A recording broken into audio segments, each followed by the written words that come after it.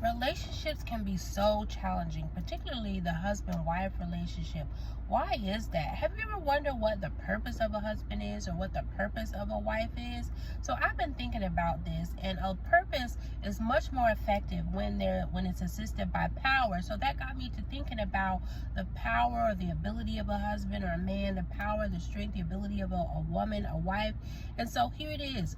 The husband's strength is in his physical strength, or in the strength of his mind. And so he has this he's compelled to call to carry out action, to execute. And so you hear that strength in his voice, you see it in his body. And so he wants to make things happen. The woman, on the other hand, her strength and power isn't so much in her physical ability, but it's in her internal authority. And so when you start dealing with the husband-wife relationship, it can be frustrating when the true purposes aren't known.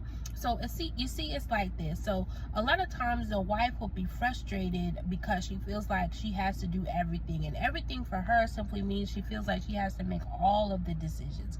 So she's making decisions in the home, what to eat. She's deciding what to cook every night.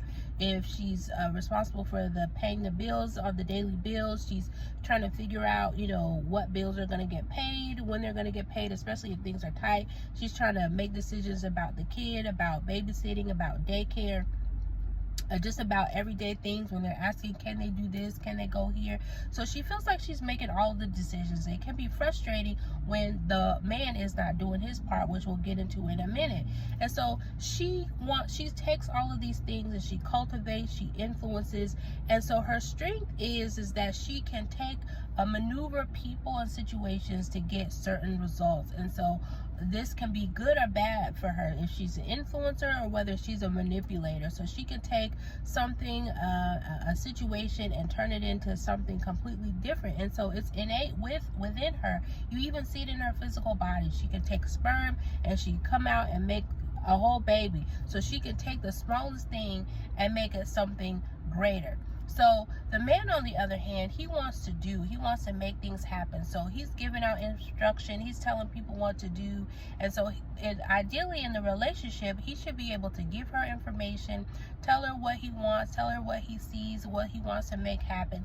She takes this information, she cultivates it, and she nurtures it, and she brings it back with a decision, with ideas about how he can make this happen, what it could actually look like and be. And so then he's released to go. He has that authorization to go. He has that push, that encouragement to go, to do, and to make things happen.